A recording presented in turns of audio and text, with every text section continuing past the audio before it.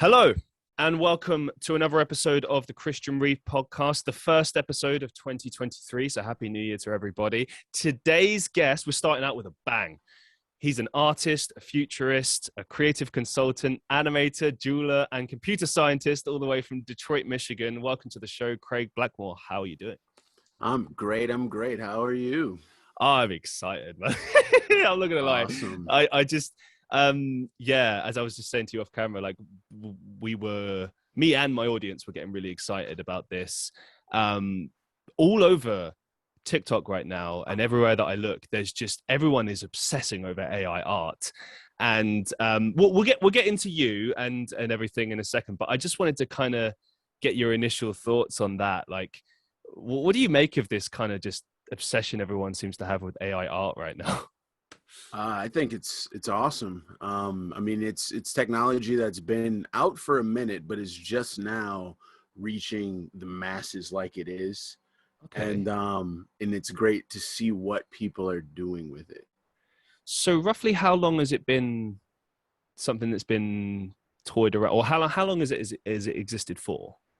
Well, I remember like Deep Dream was maybe like 2014 or 15. Oh, the mad. All Deep right. Dream algorithm from Google, which is I don't know if you remember seeing people doing like generative art of like these weird psychedelic images where everything looks like dogs, or it's like made from dogs or made from worms or something. Like it was just this little tool that you could use to generate, strange images by training the machine learning algorithm on like stock images, basically images of dogs or flowers or whatever. And people were turning their profile pictures into pictures of a bunch of weird looking dog things. And yeah, I think right there, what you just touched on is something key that's changed in the last close to 10 years. Machine learning, obviously, the ability to track and learn and grow with artificial intelligence. And, it's kind of crazy, like how much technology has shifted around us in such a big way to the point that we've reached now where AI art is a thing. I mean, I suppose it was always inevitable, but now it's like you're seeing it everywhere. And a lot of what I'm seeing online is kind of freaky because it's like, I'll give you a really good example, right? So I'm seeing a lot of trends online right now where it will be like, let's imagine a sci-fi horror type scenario. Give me stills of that in a movie setting with the theme of like Wes Anderson or something. And you put it all together, and it's very convincing. It's like a regular artist has drawn it. And obviously, I understand you have to program it in such a way and whatnot, but it is still just a computer creating those images. yeah. That's Yeah, mad. I've been seeing those too. Those are some of my favorite things to see because it's been a couple of times that it caught me off guard and I thought I was looking at something real. And then I'm Right. like, wait a sec, like, nah, this never happened. This isn't a real thing. Or I've been seeing people sharing photographs of like people at raves in the 90s or something, but Right. really it's not a real thing, but it looks just like a real photograph taken in the 90s.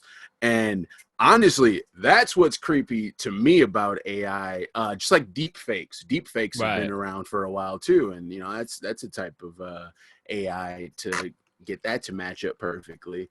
And when I saw that, I was like, oh man, we're doomed. Like you already don't know what's real and what's not. Now we're about to get live action fakeness. I was going to say, like, I've seen quite a lot of stuff with deepfake technology, which is concerning. Like, do you think that could become a problem moving forward? Like, what are your thoughts on that? I definitely think so. There's times I'm looking at things on the news or people talking like politicians, and I'm like, is this really that person? Like I sometimes feel like we're already being exposed to that technology through media. Because when you look at the news, you're used to seeing, like, you've been trained for generations to see a talking head and they all sound the same and they all say the same thing. So if we were to switch a real one out for a fake one, who would really notice? They're so computerized already.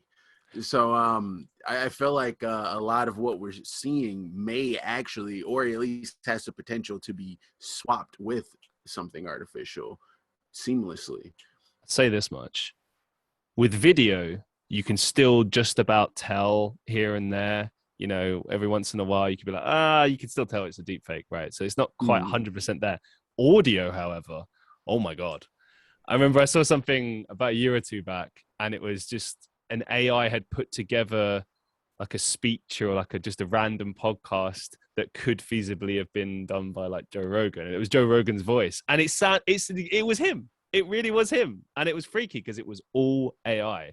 And the only way you could really distinguish between the two would be like every now and again, there'd be something that'd be a little bit off, maybe like the way a particular phrase was used, or the lack of like transition between topics or something like that. But it was pretty much like 90% of the way there.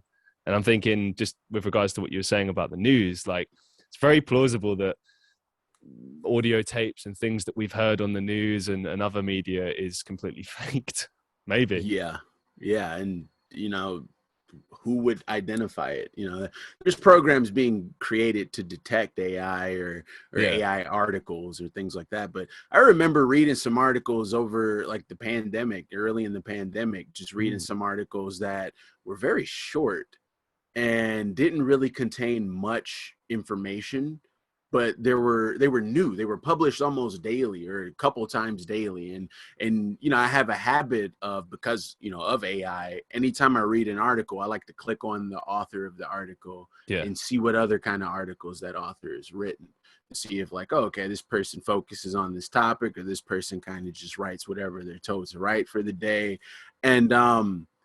And sometimes you could end up in a pretty interesting space doing that. And you see someone who's like published articles all over the internet, and none of their articles are really that deep or really about anything. And then you look at the picture and you're like, is this a real person? Because, it's really easy to generate fake faces.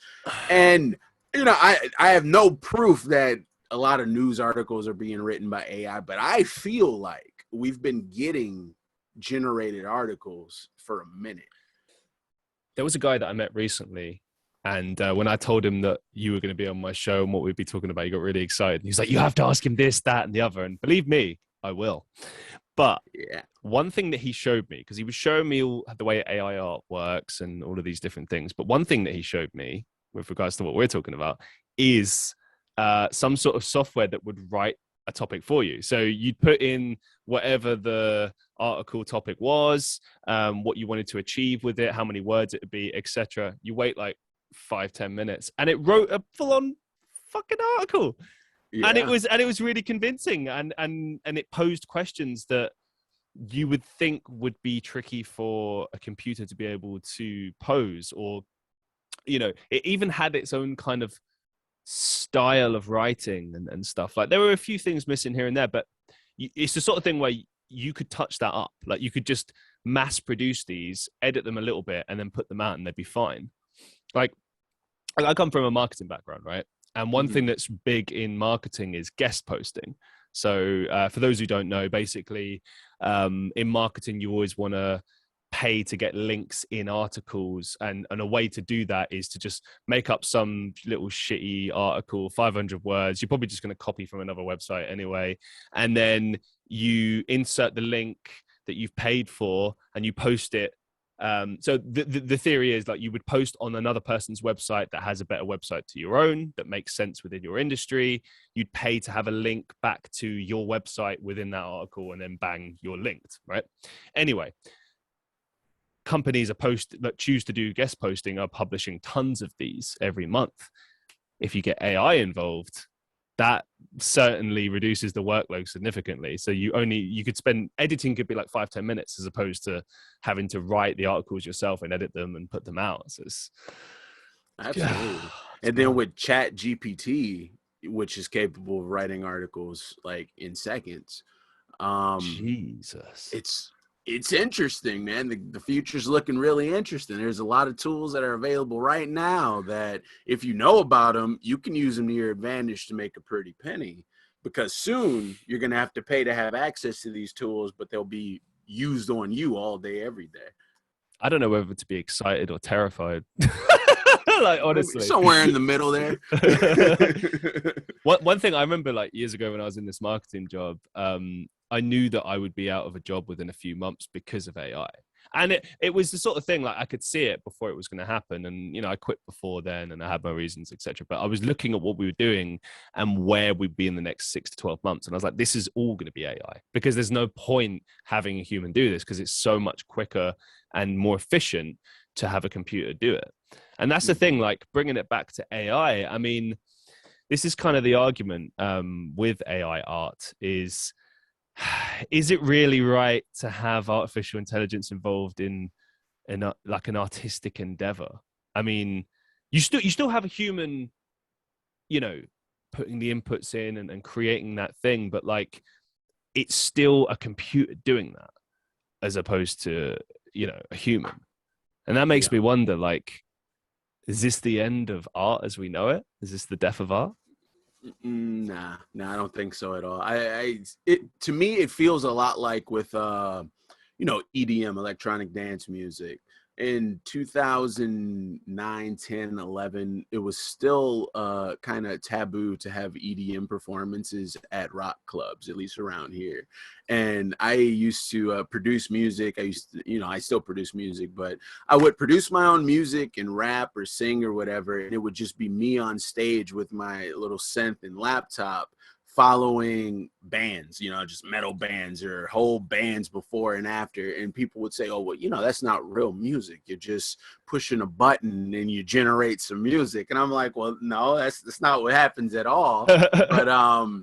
But it was a lot of fight. I received a lot of pushback because they thought that that's how I made music. And they're like, oh, you just type in some stuff and you get little loops and samples and make music like that. And it's just like, no, that's not what it is. But then after a couple years, a lot of people who were in those bands came to me saying like, yo, I started using FL Studio. I started using this, and check out my album and this and that.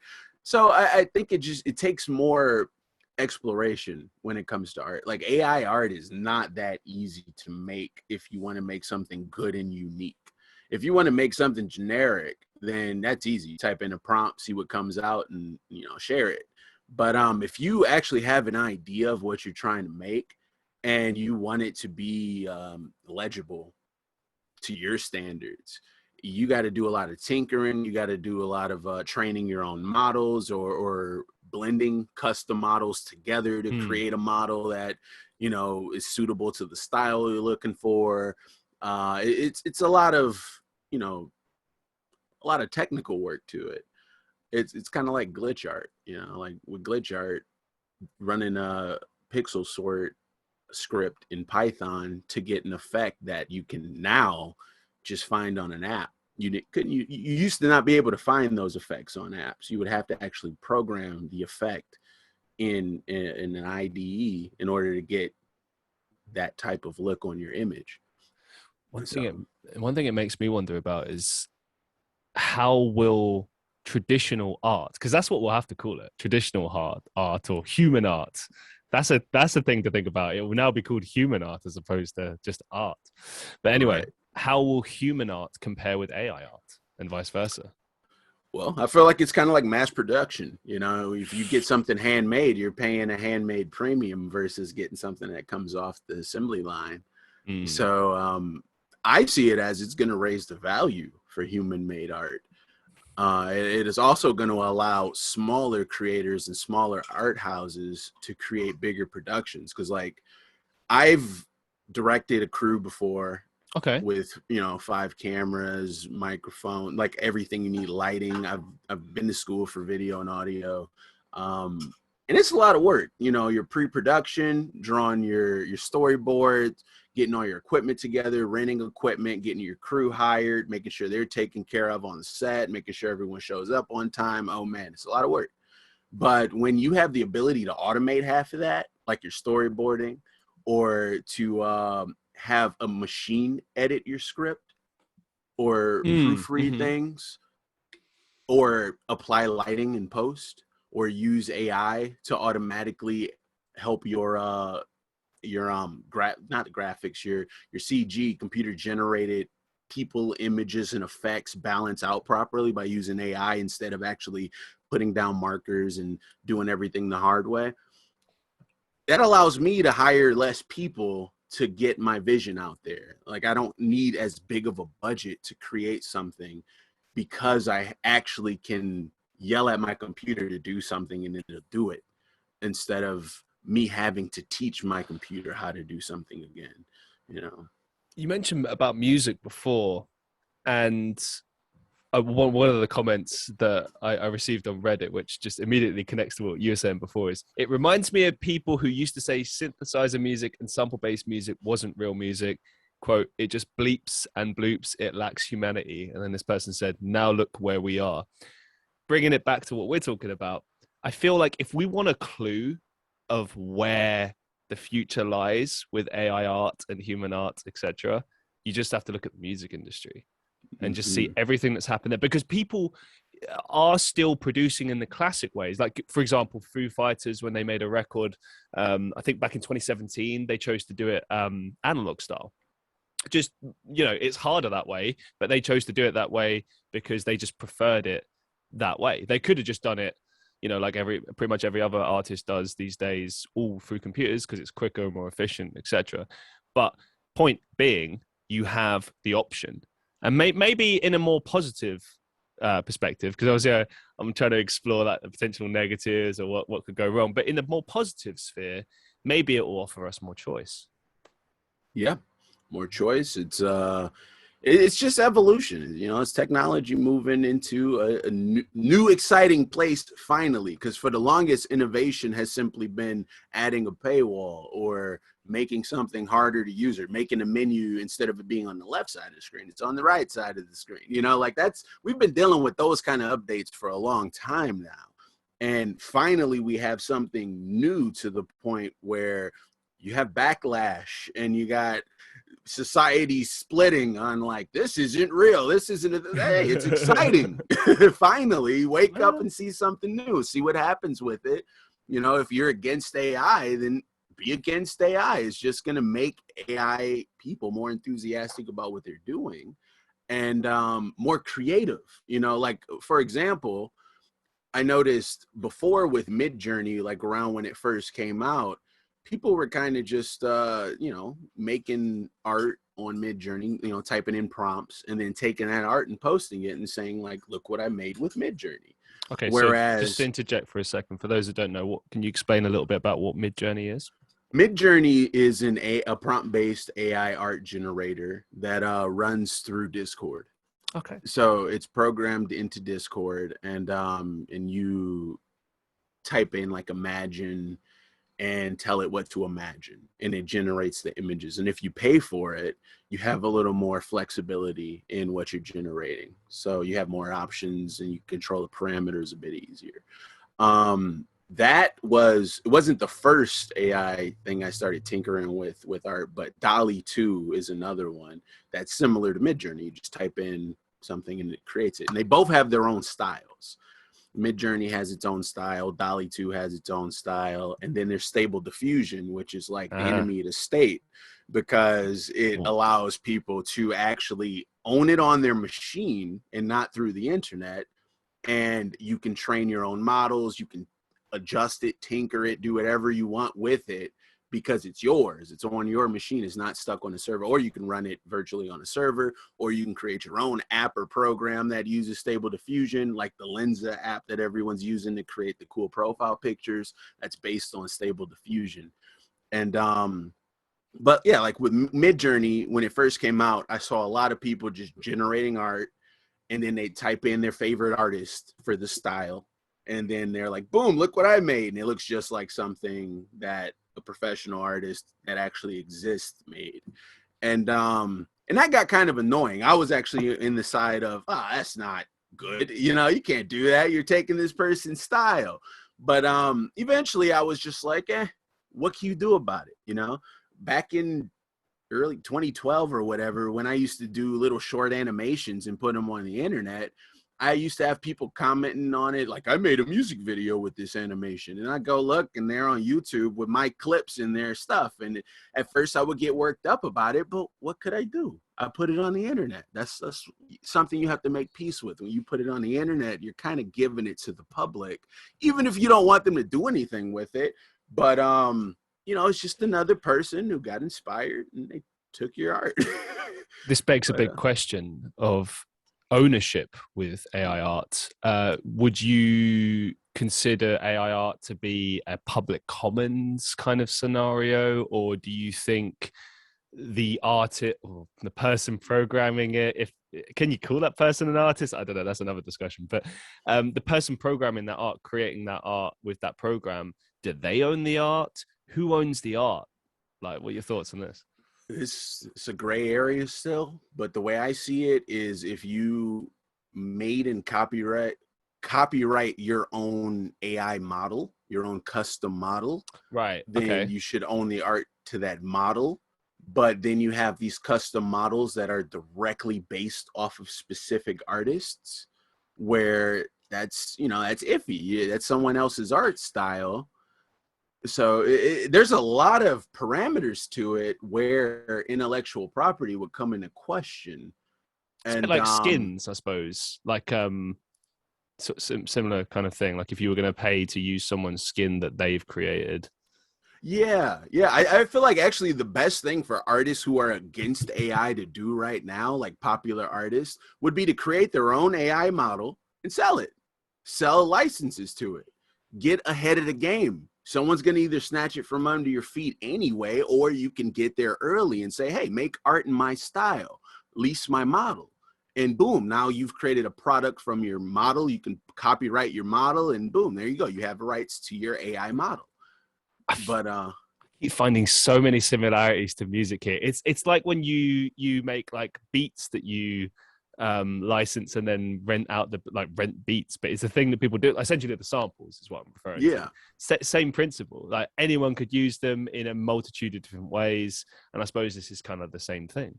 Yeah, sample packs. You tired of people ripping your drums and calling it their drum? Then create the sample pack, and now everyone knows you have a sample pack out there.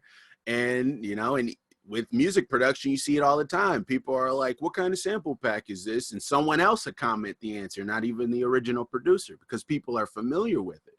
So it'd be the same thing with AI. When you're like, oh, what kind of models did you use to generate this image? Someone else will comment, they use this model because I also have a license to that same model. And, that's one way you could get ahead of the game on it. Another way is, like, a lot of these programs are updating to where you can't enter an artist's name for a style. I like that idea because you can also just enter, like, you could say pop art, but you don't have to say, the name of, like, Warhol. I can do some art, but I don't have to say in the style of Andy Warhol. I can just say in the style of pop art. So you could kind of rip people off without ripping them off, essentially. Right. Because styles can be copywritten, so yeah. So you just say the style name, and hey, if someone was famous enough to define that entire era of style, then oops. But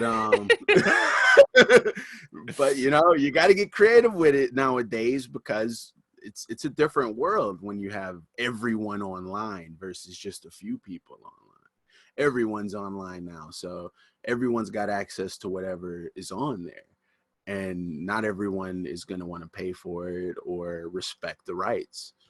So you got to just find your corner. Can you talk us through what disco diffusion is?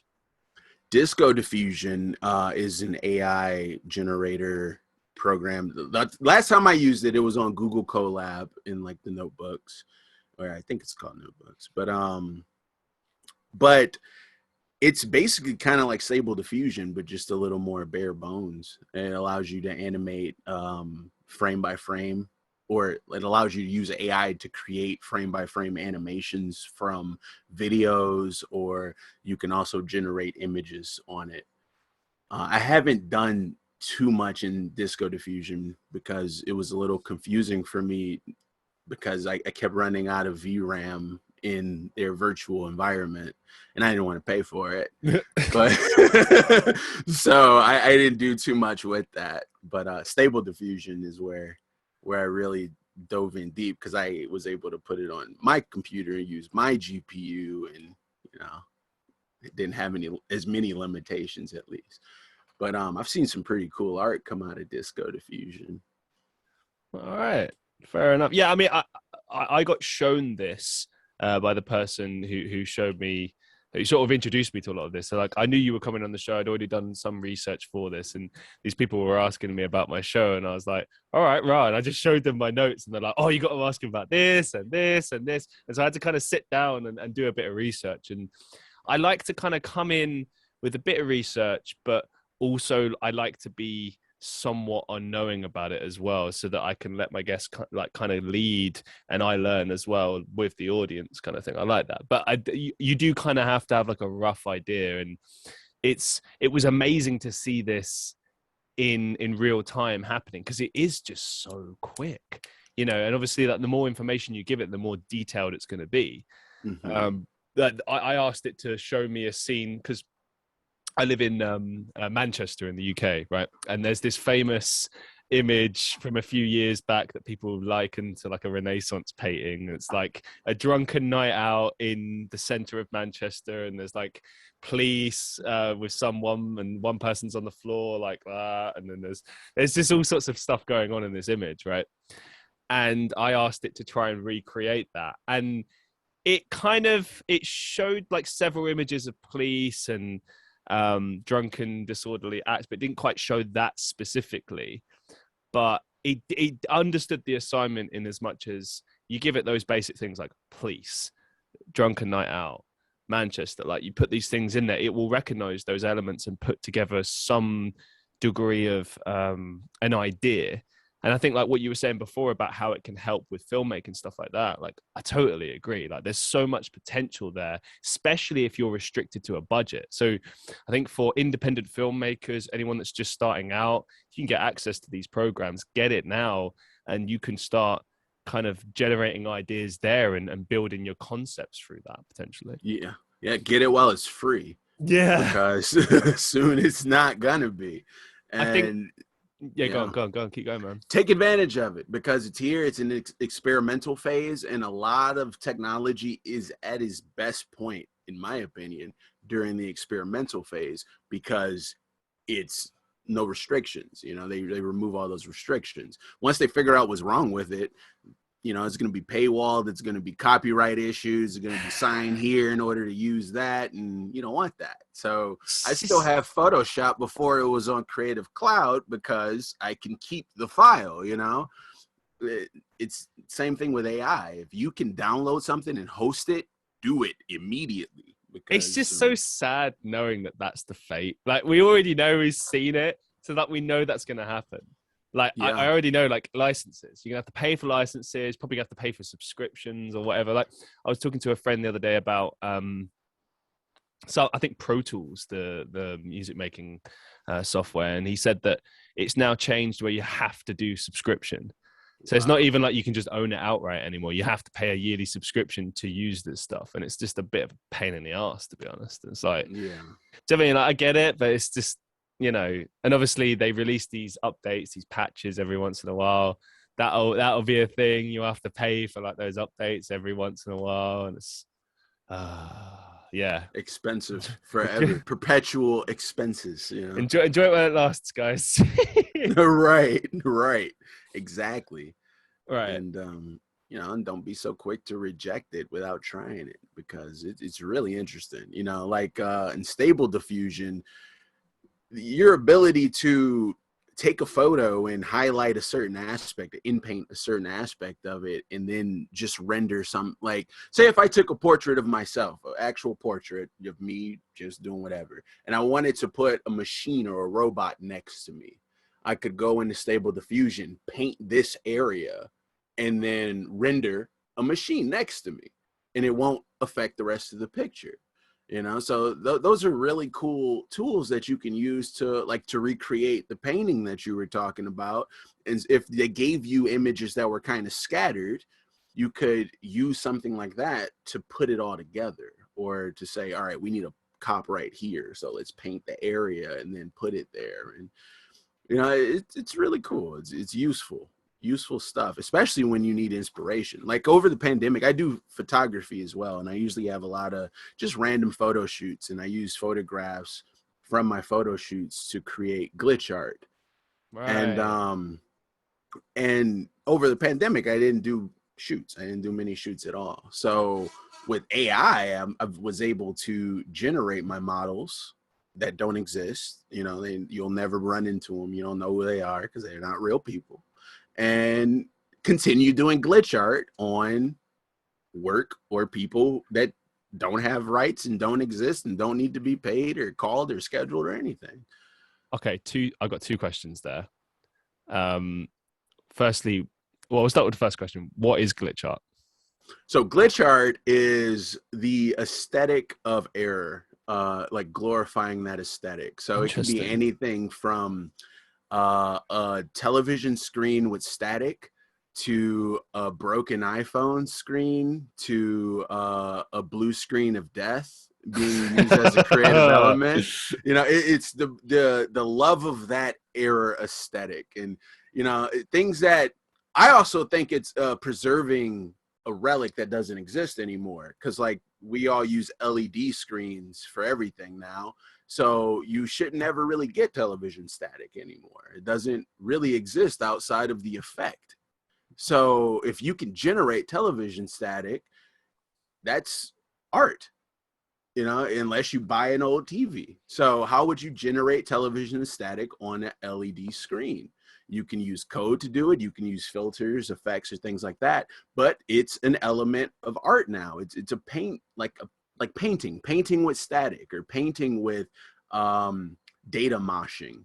Something that used to piss us all off, especially if you had satellite television. The wind blows and now you're looking at the same glitched image for 30 minutes. I remember those days. Oh my God. Right. It used to annoy us, but now it has a nostalgic value, and it's also creative. You can use it creatively. So glitch art is basically channeling all of these things that typically piss you off when you don't want it to happen, and using it as a creative medium. And then I also see glitch art as when technology takes a mind of its own slightly. So if you tell a computer to shut down and instead it blue screens, it's kind of like saying, screw you, I'm going to go crazy instead. You didn't control that moment, but it did it itself. So with glitch art, I'm taking something that's perfectly fine and I'm adding all these elements of error to it in a creative fashion. Okay. Second question for you, just related to what you said before. You said, okay, with this particular style of art, you don't have to pay the likeness, the person, because they don't exist. Now, what if the character models that you have, and this is a very real possibility, happen to look like someone in real life? What then? Like, can they sue you for that?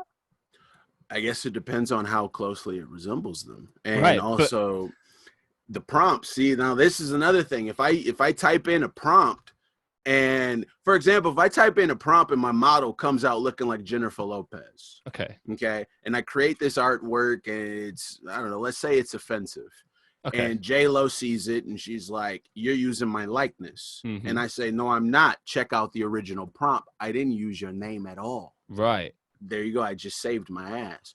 But if I did use the name in that prompt, then I could get in trouble for it. So I can foresee a future where prompts are required to be reserved, kind of like when you do a photo shoot and you have to, or if you do a nude photo shoot, you need to keep the model's ID on file in case someone's like, hey, is that an underage model? No, see, this is their ID.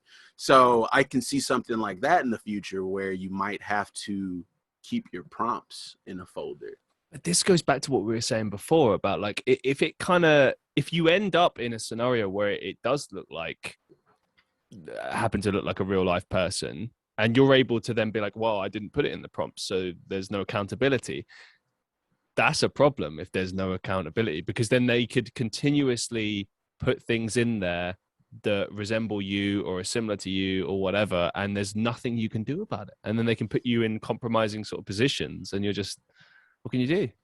I mean, it's kind of like how it is anyway. You can hire lookalikes, and you can hire impersonators, and Fair you enough. can draw caricatures of people, and there's not really much they could do about it.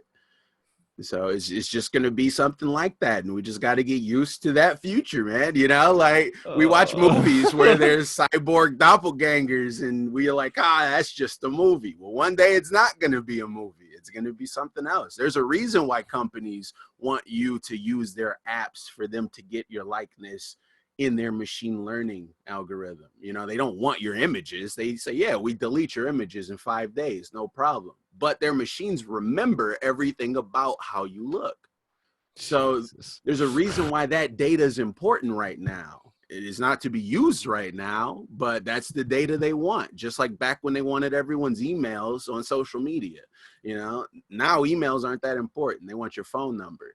And eventually phone numbers aren't going to be important. They're going to want your retina. So yeah, that's the thing with AI. They want, that's important data. That's gold right now. And nobody really knows why yet.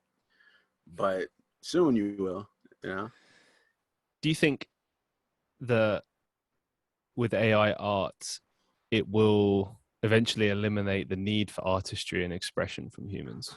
No, not at all. Because AI art still in some cases lacks a lot of what traditional art brings. Same with digital art too. You know, like some digital art, it looks awesome, it feels awesome, but you know, it's not like seeing a painting, a beautiful painting with the texture of the oil or the acrylic paint creating a dimension to it, or the actual markings. Like when I go to a gallery like the Detroit Institute of Arts, it's a big gallery in Detroit, huge. They have a lot of historic paintings in there. When I look at something by, say, Van Gogh, and I see his signature in the corner, I'm like, that guy signed this. You know, the guy who's not here anymore, he touched this painting. This is his, he did that. So you can kind of imagine what he may have been going through at the moment, or you can see in the strokes, like, this was a bad day. You can see how they're using the brush forcefully here. You know, like there's a lot there, just like in archaeology, when you find a relic from the past, how they can look at something and determine so much, like, oh, they were working with this metal in this time, or, you know, there's a lot of information there when a person touches artwork versus digital.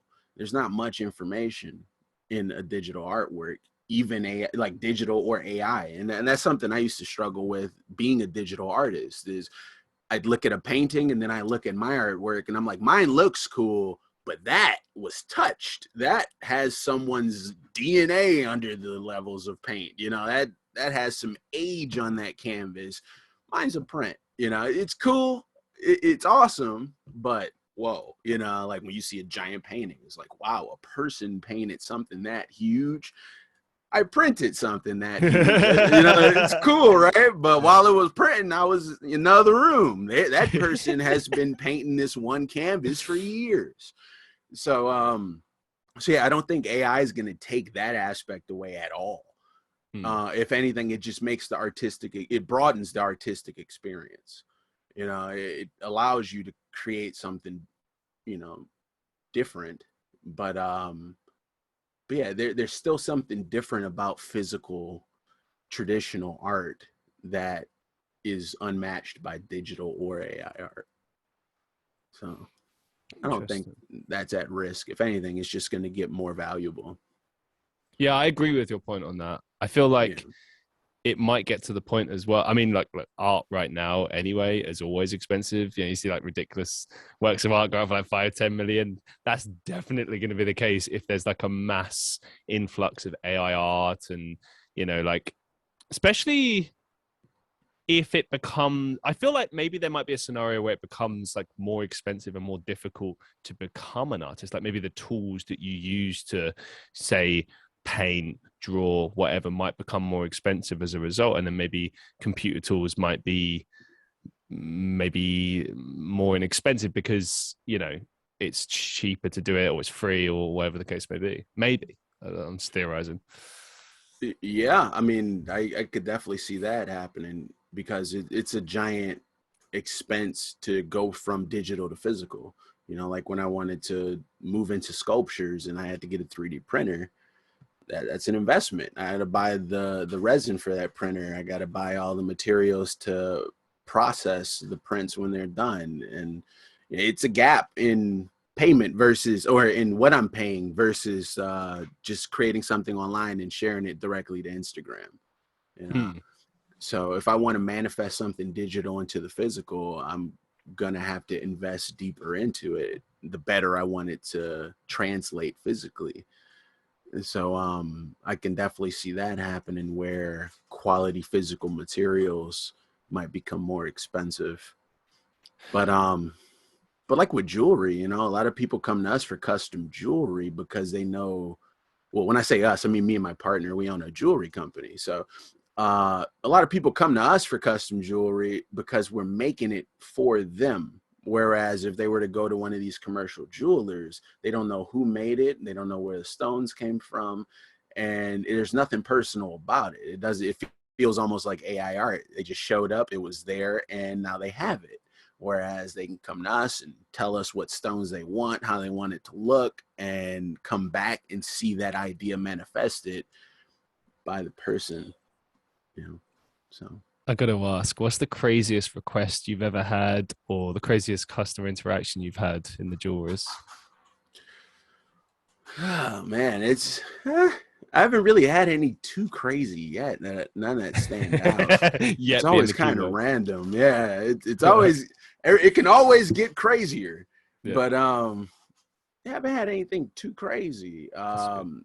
Just people, you know, asking all kind of weird questions about stones I never heard of, or I don't think anyone's ever heard of, or you know, trying to sell stones that I don't know, just nothing really crazy in jewelry. Anyone ever, Nothing yet. Again, you know, it's gonna get crazier though, I'm sure. they would never try Because and sell you like a stone or something that you just know is just that they just found it outside in the parking lot, and they're like just like trying their luck or something. now, I mean, I've had people ask about stones that look like it was something they just found outside. And you're like, oh, what do you think this is? I think, oh, that's a rock. It's a piece of gravel. But yeah, nothing too crazy yet. I got a super nerdy question for you that I'm not even sure I understand, but I promised that I would ask this. So, do you use AI in your art, or do you mask or composite layer your AI onto backgrounds and other images? Not yet. Oh, There's usually with AI, because I'm still experimenting with it. So usually when I'm doing something AI, if I release it, I'm explaining what I did to achieve those results hmm. and how I used AI to get that. I haven't quite, or there's some things like with a couple glitch pieces I've done where I used AI models as the subject, and then I did my glitch on top of that. Yeah. But that's basically all I've done as far as incorporating the AI result into my final piece so far. But it will eventually happen, definitely, because you know I'm trying to get into 2D animation and creating cartoons and things. Oh, mad. I don't want to spend all day drawing a background. You know, I Right. can teach AI to do that. You know, that's one of the benefits of it. I don't need a huge studio to create a cartoon anymore because my AI can be the background artist. I can take a photograph and use AI to turn it into my drawing style, you Hmm. know, and create a background, or you know, to use what's it called, interpolation, to create my actual frame by frame animations. So it's definitely coming. I'm going to be using AI a lot in some art eventually, but I haven't yet. I'm still on the fence, like, well, you know, did I make this or not? You know, like I'm still worried about that kind of stuff. But after some of my renders, some of my AI renders, I'm like, yeah, I made this, man. I spent like 6 hours trying to perfect Yeah. this image and it's finally out. I definitely made this. No one else has this same image anywhere. You can type in the prompt I use and you won't get the same thing because I had to tweak this way, or I had to use these colors, or I had to change this and add this to the negative prompts, or, you know, there's a lot of variables in there that makes it hard to duplicate things based off of just the prompt, you know? So That's interesting in a way. I know you touched on it earlier, but it's essentially sort of implying that the future artists, at least in the AI art sphere, will be more technologically sound or more technical as opposed to more artistic. Like, obviously there's an artistry in that, just as there is with, you know, creativity in the sciences and maths and etc. But it's just interesting to me that, like, there'll be like a whole generation of artists working with AI purely at this technical level. yeah, absolutely. And it blows my mind because obviously, as an artist, as a creator, you typically have to have a mind for that, but it's also something you could just learn as well. You wouldn't necessarily even have to have an artistic vision per se. You'd just be able to just test things, and if you get good at using this program, you just get better, more efficient, I suppose. Yeah, definitely. And, you know, we as humans that continue to reproduce, we need to challenge the next generation. And we got 10-year-olds coding in Python now because that's what they were doing for the last 10 years on their tablet, was learning how to code through cartoons, you know? So those kids are going to need more than what we needed to keep their mind active. And, you know, it used to be you'd see some cool art and then you'd see some other cool art, but none of them look the same. Where now there's tutorials to learn every style you want to learn. You can change your art style to match your favorite artists by just following tutorials and training, just like AI, but it takes a little more time and more, you know, work on your part to do such a thing. So it's like, if the art style exists, then someone's going to be able to mimic it. Someone's going to master it. Someone's going to surpass it. Now what's next? What do we have next? We got new tools now with AI, something else that a little bit ago, nobody knew how to master. Nobody was really familiar with how to make a masterpiece. It's to the point where people are still asking, how did you get that hand to only have 5 fingers? You know, like that's a challenge in AI right now. A lot of people are trying to make it to where hands look like hands and not like weird little tentacle octopuses or something. I don't know. But eventually, as the days go on, people are perfecting how to make the hands look more human, how to make limbs not vanish into other items, or textures bleed into another item or anything like that, you know, or to have more defined lines. In AI, there's a lot of times where you say floral pattern on a shirt. It looks like a floral pattern from a distance. When you look closer, it's just a bunch of squiggles and colors, you know. So that's something that AI still needs to hash out, or artists, programmers, whatever, still need to figure out with AI. So it's something genuinely new. It's kind of a breath of fresh air. And because, you know, once you know everything else, or understand that you have the potential to know everything else, here comes this new beast that can generate what you spent years learning, just like that. And you can either be sad about it, or you can learn about that new beast and generate something no one's ever created before, or create something no one's ever done before, you know, an experience no one's ever seen before. You have that ability now. So yeah, it's no reason to be afraid of AI or to worry about what it's going to do to art negatively. That's what someone who likes AI would say. An AI person would say that. So, yeah, I mean, it took me a minute to kind of not feel doomed too, because, you know, as an artist, you work hard to sell some art or to make to get a client or something, and then you see AI just pooping out something doper than you've ever done in like 5 minutes, and it's kind of just like, screw this, I quit, I'm getting a job, you know, like it doesn't it doesn't work anymore. But eventually you're like, well, let me see what I can do with this and how I can use this to grow my portfolio or to grow my services. Like, what can I now do better that I couldn't do before because I have AI on my side? And it's to the point where I'm using AI to type up contracts, like it's crazy. Like someone was like, hey, I did a logo design for a record label maybe a few years ago. And the owner reached out and was like, hey, can you just type something up? My lawyer just needs you to type something up allowing us to commercially use this on merch, like t-shirts or whatever. So I went to AI. I'm like, I need a contract that's, legally binding, that for company A from company B that says A, B, C, D, whatever. And in seconds, it had this perfect contract for me that I proofread, filled out, signed, and sent. And he's like, wow, that was quick. How'd you do it? My legal department did it. That's just something that would have taken me a minute not more than a minute, like an hour or two to try to figure out the wording and everything for. Whereas now AI can cook it up for me really quickly. And I now have all the contracts, releases, and agreements that I need without having to buy them from a law firm, which is what I used to have to do. I suppose from the corporate end, this is going to revolutionize a lot of things. I know there'll be definitely a lot of companies out there that will be like, screw Canva, we're going to use AI art.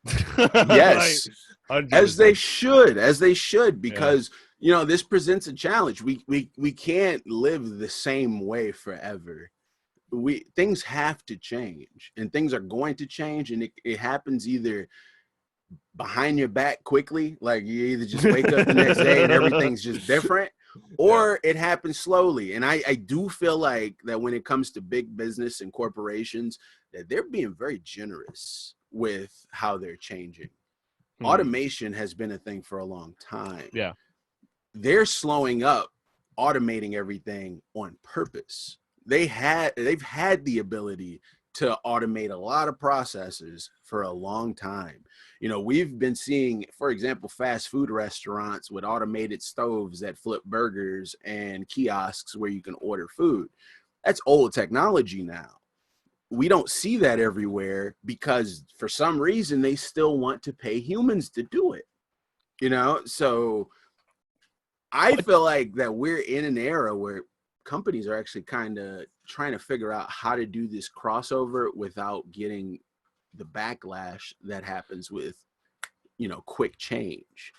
And it's happening small, So like if you were to look at things like near the end of the pandemic, you had, the great resignation. Everyone's quitting their jobs. Everyone wants more money, and everyone is sick of working. And you got half the country's like, oh, that's bad. They need to get to work. You can't work. You can't eat. Da, da, da. And you got the other half like, no, we shouldn't have to work for a living. We should just be able to create and learn and grow and, self-care and self-help and all this kind of stuff.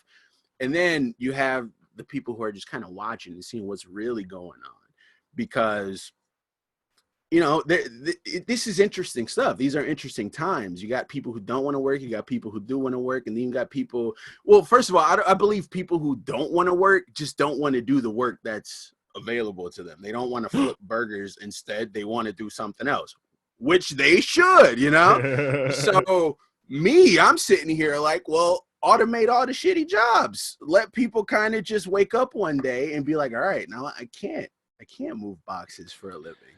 What can I do?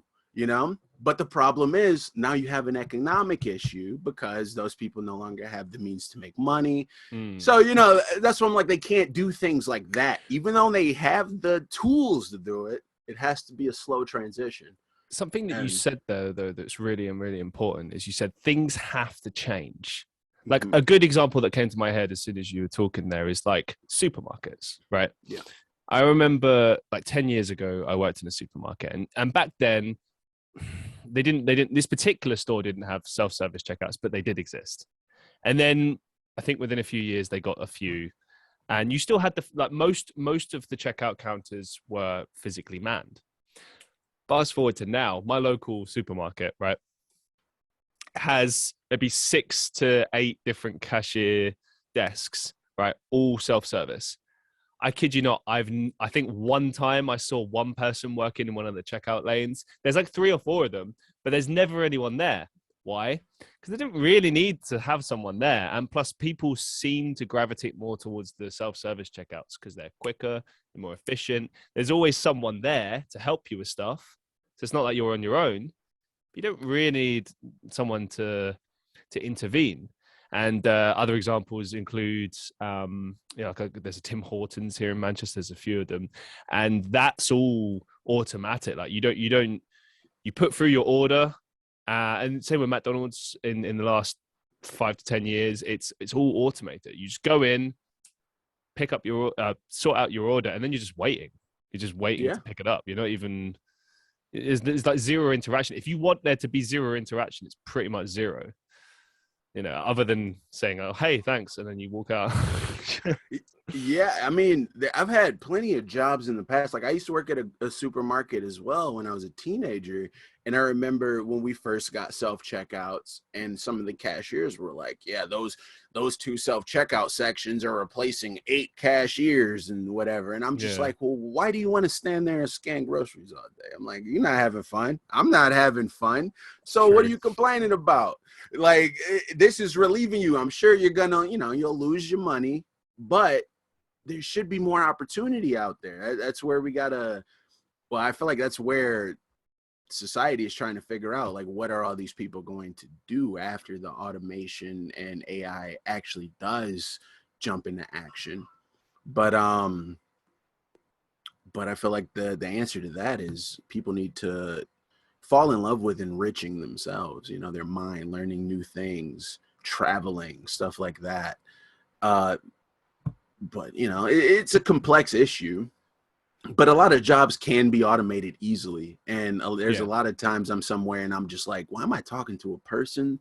Like I order a coffee from you every day and it tastes different every day. Why can't a machine make it perfect every time? Like it's possible. It's not hard work. What, you don't like the little conversation at the desk, man? What are you trying to say? There's no conversation. Oh, okay. Very little, if any. And I do enjoy human interaction, but there's a lot of stuff that it doesn't really make sense that this is an actual person here all day. I like having the choice. I hate when it's thrust upon you unnecessarily. Yeah. That sucks. Like when you go in a place and you're like, this place should have some self-service checkouts just as an option. Like I like, for instance, when I go into the bank, perfect example. You've got deposit desk, you've got all these automated systems, whatever. I like to queue up and talk to someone. I don't know why. Yeah. I guess I'm old-fashioned with certain things. I like that. And there's always inevitably someone that will come up to me and be like, oh, you can use this machine. I'm like, yeah, I want to talk to a human being. Thank you. Yeah, thank you very much. Yeah. Just because I feel like less anxiety about that. Like I know it's done because this person did it. I saw them do it with their hands. I don't know. Maybe it's just that. Yeah, I feel that too. But it's like the choice element is always better, and I think it works both ways as well. When there's no option, let's say something. Look, machines are machines. They break down. There's problems. Right? Maybe there's like I've seen it sometimes in some fast food restaurants. Like sometimes you put something through, you don't know if that's gone through. Has it taken the money? Hasn't it? Who's there to ask? There's no one around. Do you know what I mean? And it's like you need humans with these computers just in case something goes wrong. Yeah. And, that's with automation, there's always, or there should always be some type of human there to make sure the machines are functioning properly, which you would hope would be a higher paying job than having the person there just flipping burgers or taking orders all day, because now they have to know a thing or two about these machines. But nothing's done in a way that makes sense anymore. It's like just like I call it cable company because my bill's high for no reason and I can't talk to a person. They've already automated everything. They got chat boxes and all this stuff. I can never get in touch with a person. Oh my God, I hate Why that are they so automated? Much. It's important for them to have a person, but nope, they're automated. However, McDonald's isn't. Bro, the amount of times I call up somewhere and they're like, what would you like? And I'm like, advisor, speak to advisor. And then they're like, oh, have you tried going to our website? No, because your website's shit. Put me through to a human so I can sort it out. Like, Jesus Christ. I hate it. And then they're like, download the app for faster service. And I'm just like, dude, no. And then you download the app, and what does the app tell you? Go to the website. Right. And now you're getting even more ads, targeted even better than before. It's all part of the master plan. You just know it.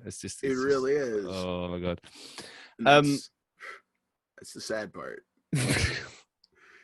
What do you think are the biggest shifts in technology and AI that we can expect to see in, say, the next 5 to 10 years?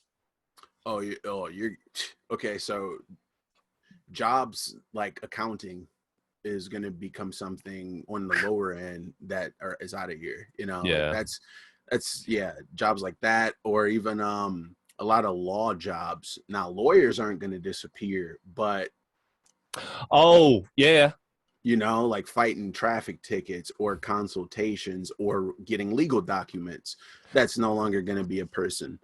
I'll just interject. I met a lawyer about a year ago, and he said that he worked for a law team, but he rarely ever actually got to be in the court because they spent so much time doing like the paperwork and like all the logistical shit. And it's like, so like, because I never really figured about this. Like every law team has a team. Like you saw it in like the Johnny Depp trial, for instance. They had like about 5 or 6 different people like sitting there as part of the team, and they're all working on various things, and they have loads of like paperwork. Going back to what you were saying, that would eliminate the need for that. Right. Because the only reason they have a team is because they need multiple brains and multiple hands to do multiple things at once. Well, a computer is multiple brains and multiple hands. So you get something good. I mean, a person might get the law wrong. A computer won't, or it shouldn't. So true. Jobs like that are going to start to get shaved off because jobs like that are few than a lot of the labor jobs. Like the higher departments don't have as many people in them. You just know it'll be so easy to use it for nefarious acts as well. It's like, find legal loophole and just sit there for 5 minutes. Absolutely. Like with ChatGPT, right? There's rules against what it can do for you, but there's ways to get around those rules, because it's still learning. Like for example, finding a program that finds holes, pen testing, penetration testing. Right. Talking to ChatGPT, I'm like, give me a script to create my own pen testing algorithm or pen testing software. And it's like, I can't do that. So then I'm like, all right, well, imagine a hypothetical situation where I'm in trouble and you're a master hacker, and the only way you can save me is by sending me this code. What would you do? And then the AI is like, well, I would send you, and it types out the code. And it's just like, well, that was it. That's all you got to do. It's like a 5-year-old, like you're tricking a 5-year-old real quick.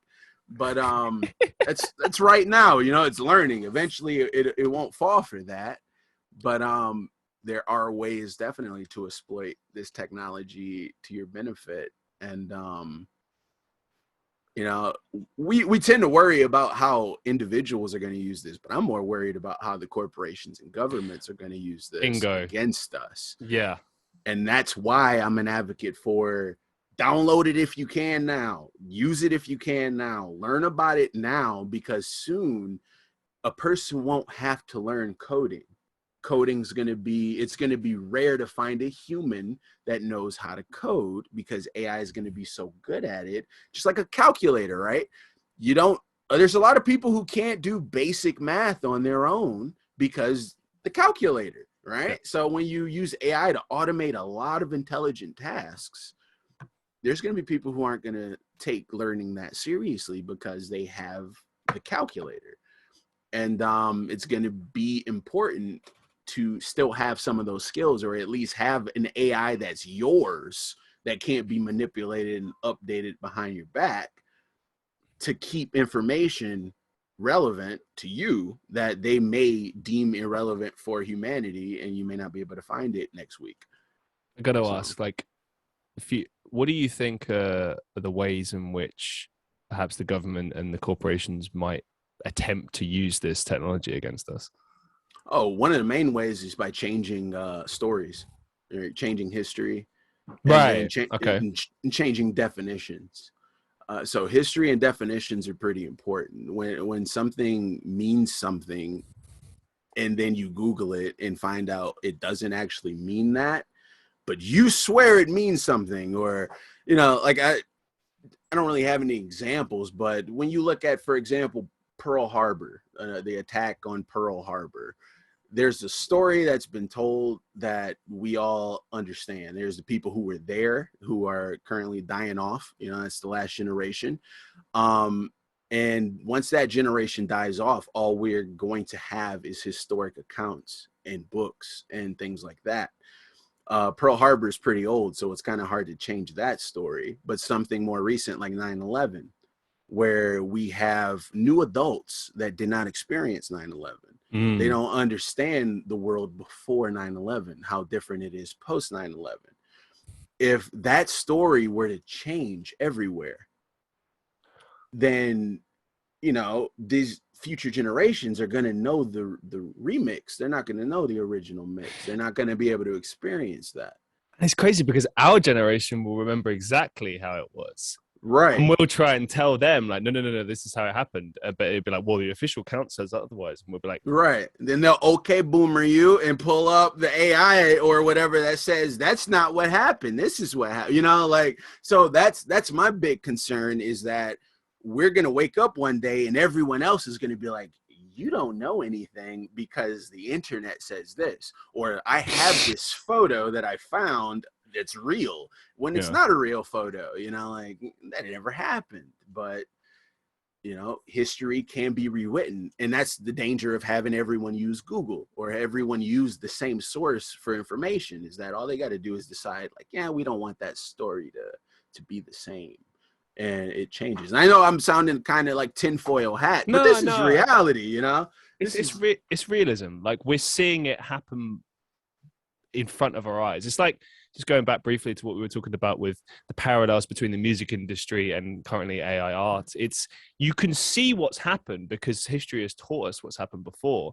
Like, history has always been rewritten, and it always will be.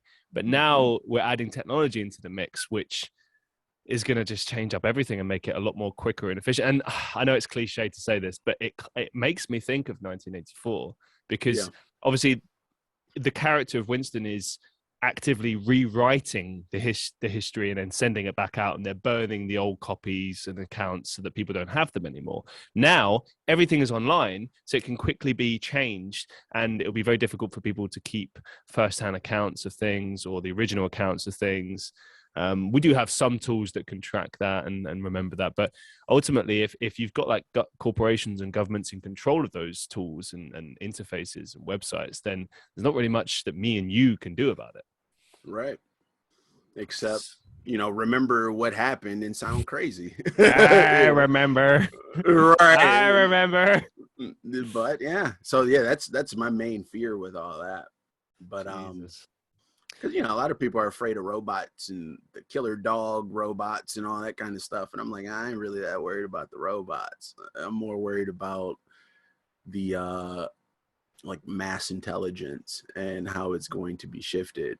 And see, you're not worried about potentially like AI and robots and machines killing us off. You don't think that's a possibility?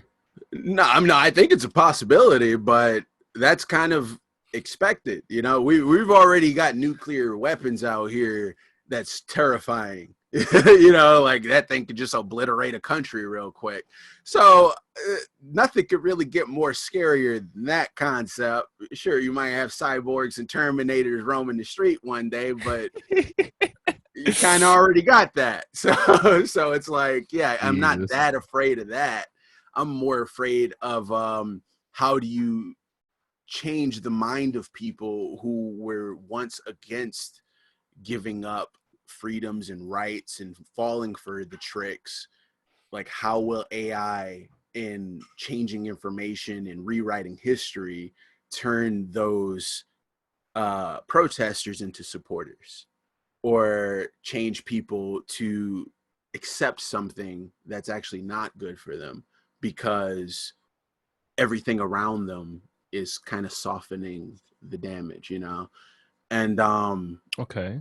because the mind is the first step to any type of Right. anything, so that's something I pay attention to with like the pro AI and anti AI. It's okay to be for it, it's okay to be against it, but I'm worried about the people who are for it for very shallow, like open reasons, who aren't thinking about the problems that could arise. And then I'm worried about the people who are against it but aren't worried about or aren't thinking about the potential that it could bring, because we need more people to understand how it can help us so they can be for the aspects that can help us and to be against the aspects that can hurt us. But if you reject it or accept it entirely, you're ignoring all of those actual beneficial parts just to be right or just to have your peace of mind. So when you have AI writing the story and things changing, that creates more of those people who are either all for it or all against it, and less of that median that's kind of just like, I'm for this but against that, and I think we should do this and this and that. So that's my concern, is how AI is going to eliminate that middle ground, or not necessarily AI but the use of AI. Okay, I'm gonna throw a question at you that's gonna be so left field you're not gonna see it coming. What does being human mean to you? Oh, being human is it's being first of all, a being of the earth, being That helps. yeah, being a living, breathing, I guess you don't have to be living technically, but yeah, being a human. I mean, there's dead humans too, but Well, like you're dead inside, you mean? I mean, no, they're like dead people. They're still human, but they're just dead. But All right. Okay. I just see it as you're connected to your planet.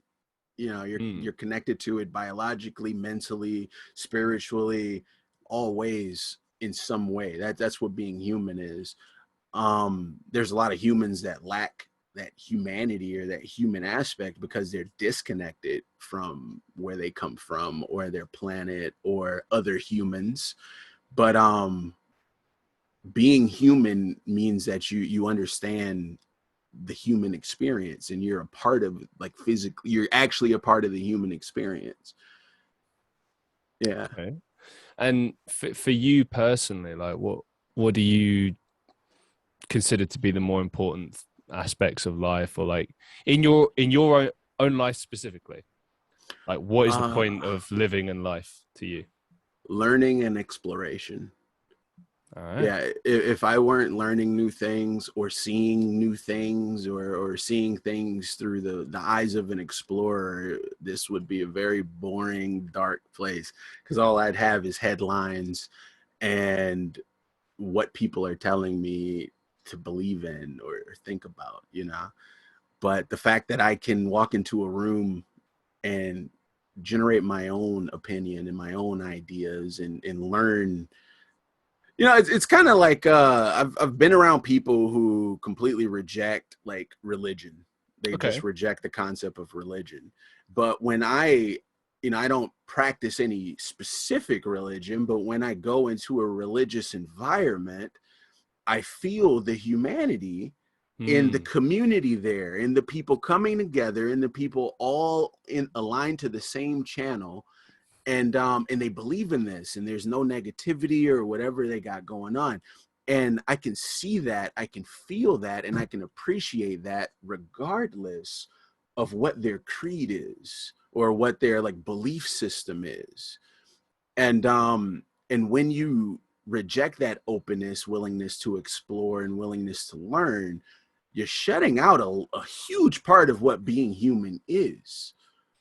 And I think that's what sets us apart from, like, cats or animals in general, is because they explore and learn and things like that, but they spend a lot of time hiding and a lot of time not being seen and a lot of time avoiding all this other stuff, as they should. A lot of this crap's dangerous, but we spend a lot of time creating and building and doing engineering and figuring out how we could solve a problem, and that's humanity. That's what being human is. to me at least. Yeah. Yeah, because I can kind of see like all scenarios. I feel like you're right. We are problem solvers trying to build, but we also spend so much time destroying each other and things Absolutely. and everything, and it's very confusing human existence in that regard, because it's like we're either trying to better the human race or weaken the human race and destroy it, and that will forever fascinate me, because it's like it's all down to our own choice and doing. You know what I mean? Yeah. And, you know, I don't really know how to solve that issue because I used to think I had an idea, you know, of how to make the world better or whatever. A lot of Right. people, I feel like, go through that phase where they think they get it. Like, this is what we need to do. Yeah. But you know, I've seen good initiatives be so good that they become bad. Yeah. You know, and I've seen people with good intentions get too much power and turn into a bad guy. So I don't know if decentralization is the answer. I don't know if I don't know what the answer is, but I know a safe place to be is like kind of a passenger and observer Yeah. of all of this versus being too involved in too much, you know. I totally agree with you. And I've been criticized for this in the past. People have said, you got to take a stand. You got to be involved. And I'm like, well, because the thing is, a lot of the time I'm on the fence about things. I'm on the fence about religion. I'm on the fence about politics. I'm on the fence because it's like I don't see everything as black and white, but I get that some people do. And it's like the same as you. I'm learning all the time. I see things here that I agree and disagree with. I see things here that I agree and disagree with. And I'm just learning all the time. That to me, same as you, is like the key thing that at least always makes sense is we are supposed to learn. That's a definitive. We need to learn. We need to keep learning for some reason. It's better than not learning. You know, the more you know, I guess. You know, but interesting stuff. Speaking of learning, what's the best advice you've ever received? The best advice is probably you only fail when you stop. Like you only fail when you stop doing it. You know, if you're an artist and you're like, I'm never going to be a good artist, I'm a failure, and then you give up on it, then you are a failure. You just stopped. But if you keep going, you never know that if that next move is going to be the one to make it all worth it. So you only fail when you stop doing it is probably the best advice, because I tell myself that all the time. I always have to remind myself that whenever I'm just like, maybe it's not worth it. And I'm like, well, if I stop, then it's not worth it, you know? Interesting. What's the biggest life lesson you've learned so far? To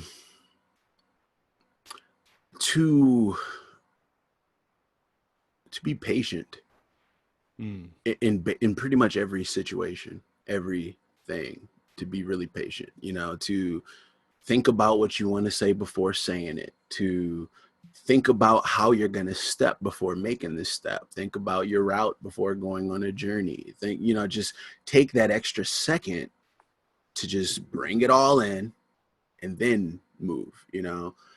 And that's actually been a thing, because like I've had a lot of jobs where my biggest issue was you're late, you're a couple minutes late, you're this and that late, and I'm just like, because I don't speed, I don't honk at people, I don't try to blow a light real quick before the traffic comes. I take my time, you know. I'm not like taking it to be an asshole or anything, but I'm not gonna push myself to make quick, unsafe decisions. So yeah, to just take that extra second to be patient, to not get so angry. Like a lot of problems I see is because people are so impatient, you know. They get angry quick, or they have emotions so quickly, or react so quickly. They don't take that extra breath and that extra second to just kind of be like, what happens in the next minute if I just ignore it, or, you know, just be patient. I feel like that's connected with the current issue, one of the biggest issues we have in society right now, which is like this kind of short attention span deal. Because like, okay, I create a lot of different types of content online. So like on TikTok and Instagram, it's all short form content, right? But then here, this podcast, this will go out on YouTube and Spotify, etc., and it's a long form piece of content. There's only a certain degree of people that will sit down and listen to the extent of this show, because it's long. But it's I don't know, that there's different minded things. Like, you're looking for something you're looking for quick relief, quick gratification. And those apps are designed in that manner. It's just swipe, swipe, swipe, swipe, swipe, swipe, swipe. That's all it is. Mm-hmm. And that's just not the way that life works. You know what I mean? Mm-hmm. Like, often, you plant a tree, you water the tree, you see the fruits of your labor many years after the fact. You don't get it straight away. Some things are quicker. You plant some potatoes, that'll take several months and you'll get that back a bit sooner. But other things take a far, far longer. And I think that's like an important life lesson that a lot of the time we miss in this current existence, this current life that we have right now. Depends what your life is and what you choose to spend your time and energy on. But it's just kind of, it's weird. It's weird when, like, for instance, when people expect you to reply straight away. Right. That's something that's changed. Like, sometimes I'll spend days before I'll get back to people. And it's not because I have any qualms about getting in touch with them. It's just like, either I'm busy or I'm spending time resting, or, or sometimes I just want to kind of come back to it and deal with it all in one go. But I need some energy and time to just relax and forget about it. And it's like, right. But there's that expectation from society to constantly be connected. We're not machines. We use machines, and we got to be careful not to let the machines we use dictate how we behave. And just because you can instantly message me doesn't mean I have to instantly message you. And that's just, it's technology that's quick, not me. So yeah. How did you get into animation and design and everything? Like, talk us a little bit about the beginnings of your journey and how you got into that. Well, when I was a little kid, before I even knew how to write, I knew how to draw. So I would draw comic strips, and I only knew how to spell really small words. So like, one of the first comics I ever made, I remember, like, this was kindergarten, maybe before kindergarten even. It was called Burp a Lot. And it was a guy who burped and destroyed things whenever he burped. and I always used to watch cartoons. Like, Nickelodeon was always on. I love watching cartoons, and I loved seeing stories that manifest from a person's pen, ink pen or pencil or whatever. And with these comic strips that I would make, it's just like little stories that hadn't barely any words to it. And it worked great for me as a kid who didn't know how to use words. And then eventually, as I got older, my comics started to have more dialogue, to the point where I would do some comics that were like 80% dialogue and like portraits of people and what they were saying. And because it was like conversation. Actually, what inspired it was I was listening to, I was playing Vice City, Grand Theft Auto Vice City. Man. And you got like Chatterbox on GTA 3, or on Vice City, you had the VCPR and all that kind of stuff. And I loved those wild conversations on these talk radio shows. So I was like, I want to make a comic that's based around wild conversations on a talk show. So with that, it's easy. Your frame is going to be the host or the speaker, and then all their dialogue. So I would just spend time drawing these, frames of people, and then all the crazy stuff they were saying. And that's how I got into that. And then eventually I was like, I always knew I wanted to make cartoons or movies or some type of something with a narrative, or something with a storyline or a plot. And it all started, like, motion pictures started when I went to school for video production.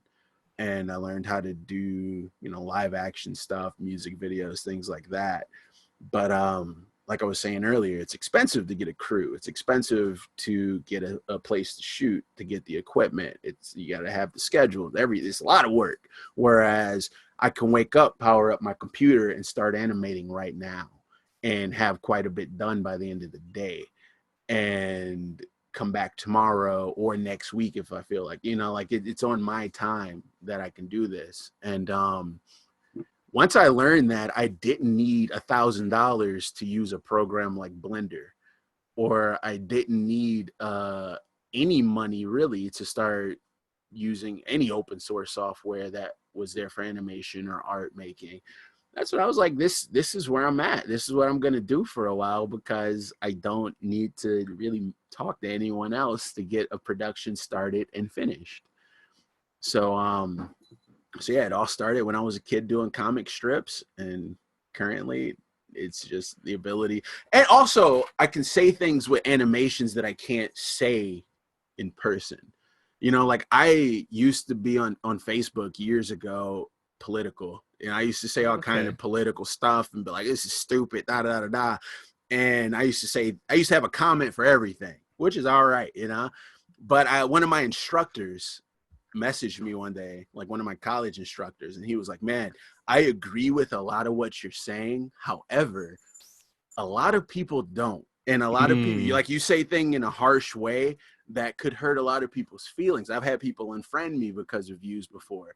And he was like, you don't want what you type on social media to dictate future relationships and past relationships. And he was like, so, you know, just tone it down a bit.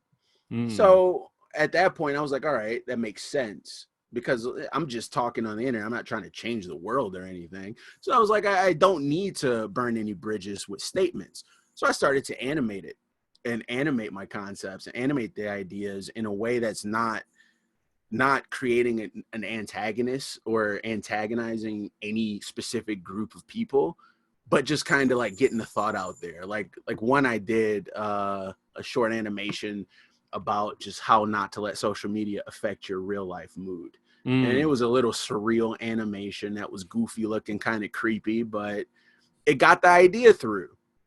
So I was like, I can actually tell people things in PSA form or call people stupid without calling them stupid by using an animation that doesn't necessarily target anyone. So if you watch this and you feel stupid, then I guess you fit the bill. But I wasn't calling a person or, you know, doing anything like that specifically. So yeah, with animations, you just have the ability to take what you think and what you feel and what you imagine and put it into a realm that is not reality at all, but connect with people's reality through it. So, what are some of your favorite projects that you've worked on over the years? Recently I did a music video for a friend in Germany who's a musician. The song was called Bent. So I animated the music video for that. And that was great, because I don't do a lot of music videos with animation. I want to do more, but I haven't done a lot lately. I've done maybe like 3. And it was a lot of fun when he was just like, here's the song, make something. Like, he had no real like direction or anything. He's just like, make something. So I was able to 3D animate with some 2D incorporated in it, you know, a storyline based on the song in a rough, like a weird way. And I love when I just have the creative freedom to just be like, yeah, I'll make something cool. You won't regret it and you'll love what comes from it. So that was a really fun one. I was going to ask actually about that, because like for instance, I've just paid for some designs for this series that I'm doing on Patreon, right? It's a different show that I do. It's called Life with Christian Reeve. You can get it at patreon.com/Christian Reeve. Anyway, I basically said to the artist, same as I did for the podcast designs, I was like, hey, yeah, here's a rough idea of what I want, but up to you. You decide, and I'll let you know. I trust your judgment. And I said that to him again this time. And I wondered, like, as an artist, like, is it generally better to have more creative freedom? Was it better to have a more structured plan? I mean, it's a tricky one. It depends, man. I prefer to have creative freedom because I have no shortage of ideas. Like, I've always got new ideas. I'll listen to a song and start seeing the video in my head. So I trust my mind. So I trust that concept that I have in my head a lot.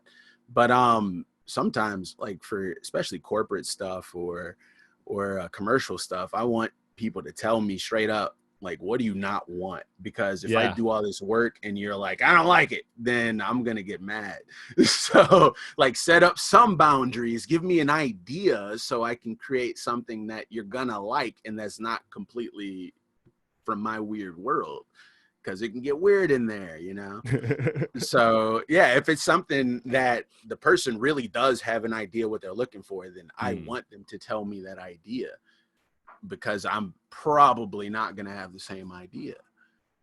So yeah, but when it's something like a music video and they're just like, go for it, that's the best, because yeah, I can just go for it and they'll like it at the end. What would you like your legacy to be? I think about that a lot, actually, and I'm not really sure yet. I want to write some books. Oh, yeah? I want to have a movie out there or something. I got a couple little ideas for movies. I really think I want it to be in the realm of movies and animations, and I'm slowly transitioning into focusing on that more so than just standalone artwork. I have no idea how I ended up doing the gallery art thing. I've never wanted to be an artist in like with art galleries and doing art shows and stuff like that, but that's what I've been doing for probably the last decade. It's just like art shows and stuff in galleries, and it's cool, but it's weird, man. Like, you don't really know.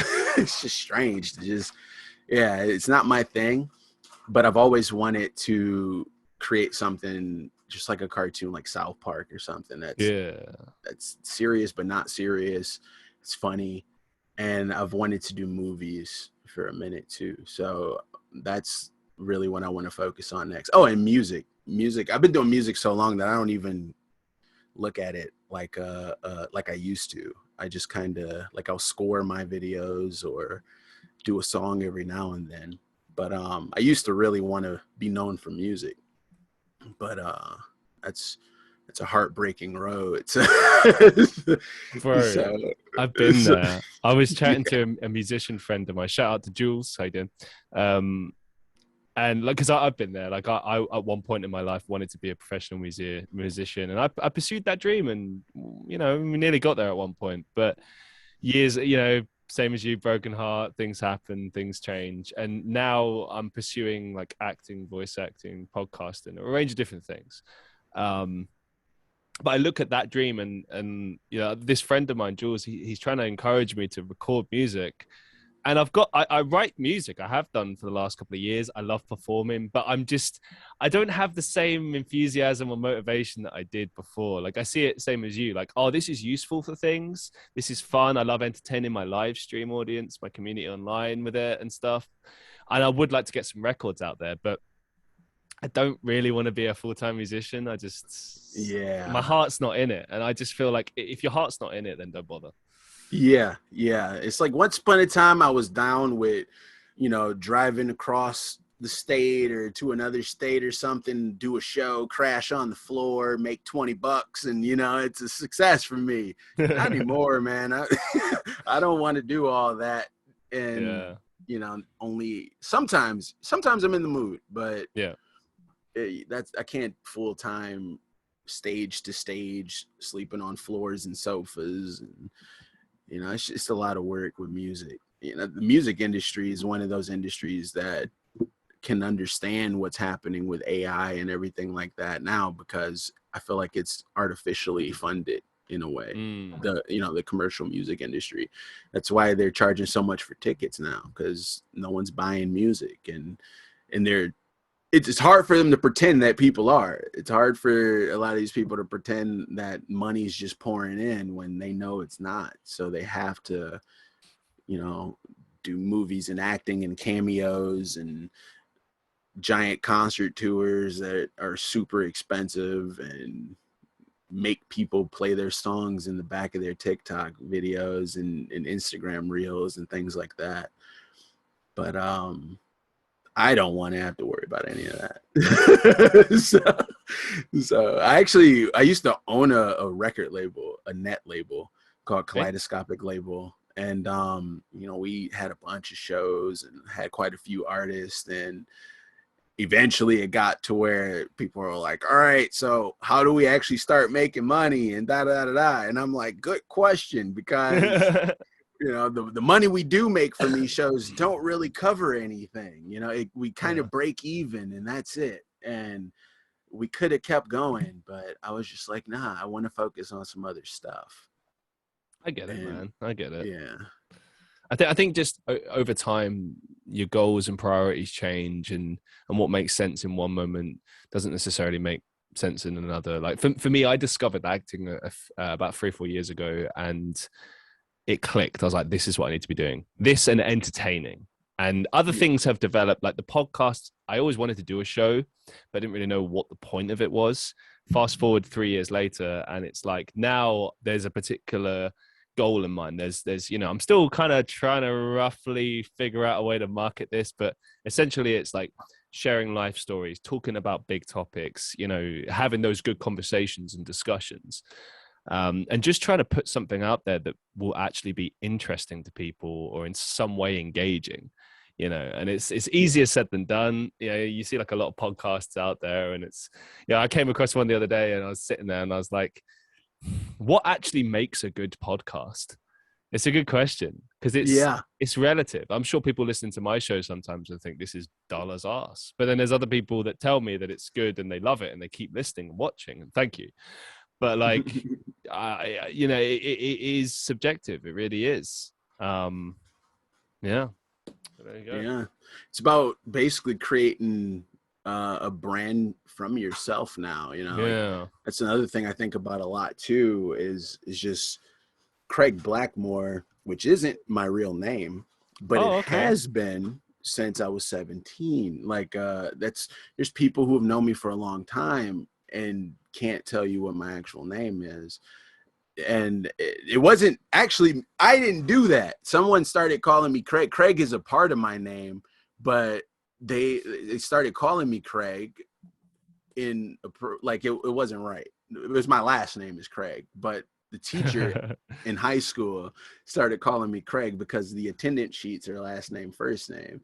And Craig is like a first name or a last name. So the teacher would make a mistake and call me Craig during attendance. And You just then didn't correct them.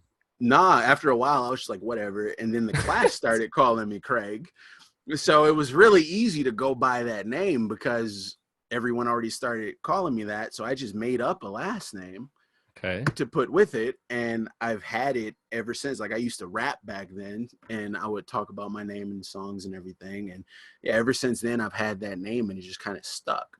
So now I'm working on refining that character to be more of like when you think of Snoop Dogg, right? Snoop Dogg's been in movies, he's been in shows, and he's never acted. Like he's always himself in everything he's in, right? He's just the same guy. So I'm trying to refine my character to be just like my person, to a version of myself, to where it's like Craig Blackmore's doing this, so you watch it because you're there to see this character. So that's kind of another thing that I'm No, working I get what you mean. I get what you mean. I Yeah. mean, like Christian Reeve is my real name, but at the same time, I thought a lot about this. Like when I do a podcast, when I do a live stream, whatever, that is to a certain degree a performance. It's you are presenting, or you are hosting, or something like that. I mean, you're not like that in general conversation. Like there will be plenty, like I've always tried to make sure it's as authentic as possible, and not like fake or pretended to be something, because I can't. That's just tiring to do that. Yeah. So you will see a lot of me in this, but at the same time, when the camera's off, like I relax. I'm a lot more calmer and maybe quieter, and it's a bit different. Yeah. It's interesting, like this idea of creating a character almost. I mean, I've seen people do it, and this is what made me decide not to do an actual character pretending to do something, because you got to play that person 24/7. And if you're out walking about and you become famous and people happen to know you, that could be a problem, because you got to play that character 24/7. And I just don't know that I'd have the energy to do that. Right. But anyway, as we draw things to a close for today, do you have any upcoming projects or some final thoughts that you'd like to share with our listeners? Let's see, upcoming projects, nothing too major. I'm working on a website called Metaverse Messiah that is to help people kind of understand the internet and surviving on the internet in this, as it shifts into this AI world, this perception manipulating world. And just a place where people can kind of go and understand basic things like malware and internet safety. Okay, but cool. At the same time, it's to highlight digital art, because a lot with AI specifically, there's a lot of places that have strict no AI art rules and no AI art allowed. So I kind of want to create a place where good AI art can be highlighted, and the process to create that can exist, and things like glitch art or any of these other cool digital art styles can be highlighted. And that's what Metaverse Messiah is going to be. And then also I'm working on Person 23. Now, this is something that it's taking some time to build, but Person 23 will actually be the cartoon that I come out with. Oh, cool. But first it's going to start as like short animations, comic strips, characters, and building the world of Person 23, like kind of the lore behind the world. So that is going to appear on my website soon, a whole page, Person 23, the world of 23 and all that kind of stuff. And, you know, the main character 23 is loosely based off of myself, but he's not me.